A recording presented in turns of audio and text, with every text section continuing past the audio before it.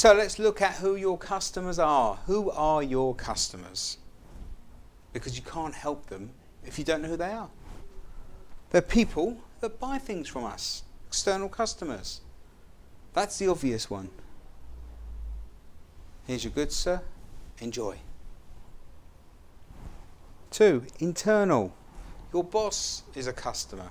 Now some of you might think that's a bit weird, but your boss is your customer.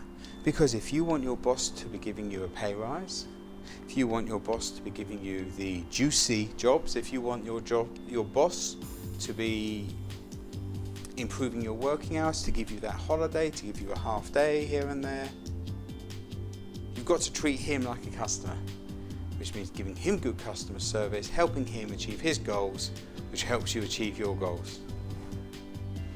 Your staff, if you manage a team, you want to treat them as your customers, because if you want to hit your goals of hitting your targets, then you need all of your staff to buy into what you're doing, and you have to treat them like customers to do that.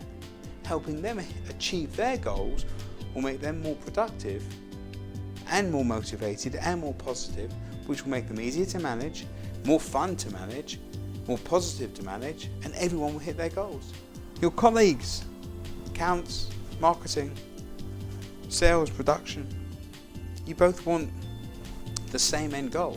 And if you're in sales and you're in production and you want the head of production to put your order through first, you have to sell to him. He's your customer. And in production, if you want to put a salesperson's job back because somebody else has got to go in front, you've got to sell him the benefit of doing that, even though he's not going to want to. But giving good customer service both ways means you have a better working relationship. And any other department within your business, accounts, I don't know, maintenance, whatever the business is, even different sales departments. You're working for the common good, for the business, for your jobs, for the future. Why not get on and be positive and proactive with each other than fighting all the time? So once you've identified who they are, and pretty much that's everyone, and that also works at home as well, wife, husband, children. You want your child to go to bed early, treat them as a customer, give them the benefit of going to bed early, understand that they want to stay up late, show how you can acknowledge them and give them the reasons so they buy into the early bedtime, etc. This thing all works. What do they want? What does the customer want? Ultimately, whoever the customer is, they only want 4 things. And this is one of the key fundamentals of all of my sales training, all of my motivational speaking, all of my customer service. Every single bit of training I do is infused with these 4 concepts. 1, customers want to be understood. They want to be acknowledged. They want to be noticed. They want you to understand what they want. They want to be made to feel welcome. They don't want to be an annoyance, a hindrance, a frustration. They want you to go, hi. How many of you go to hairdressers? Yeah? Okay.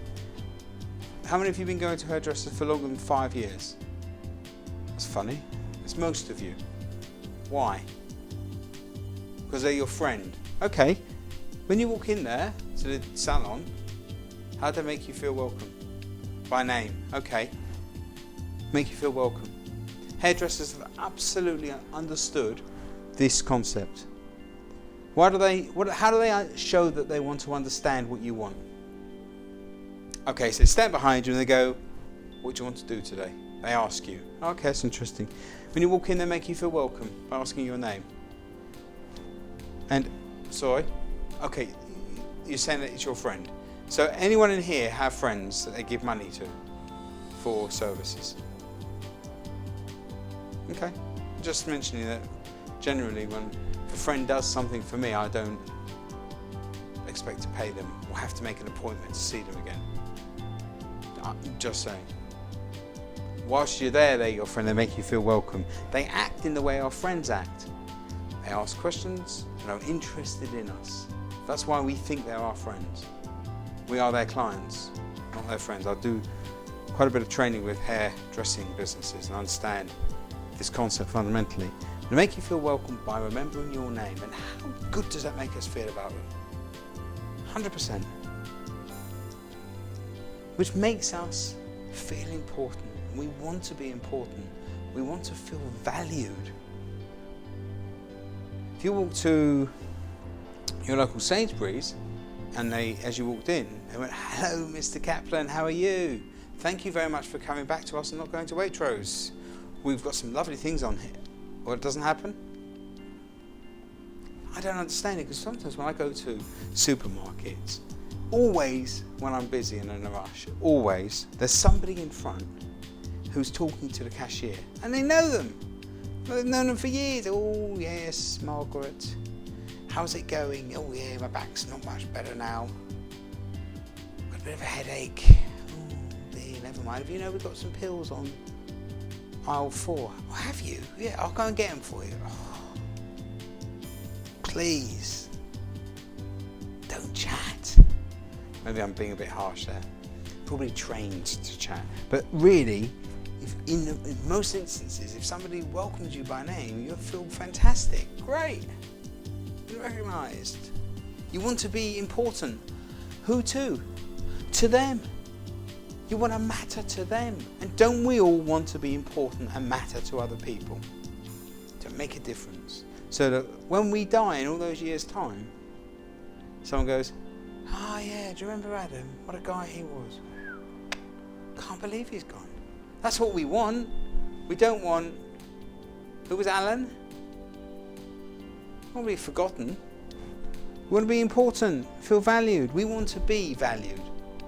And we want to feel comfortable with people, so that when we go to see a client or we go to see a supplier, we don't want to be pressurized.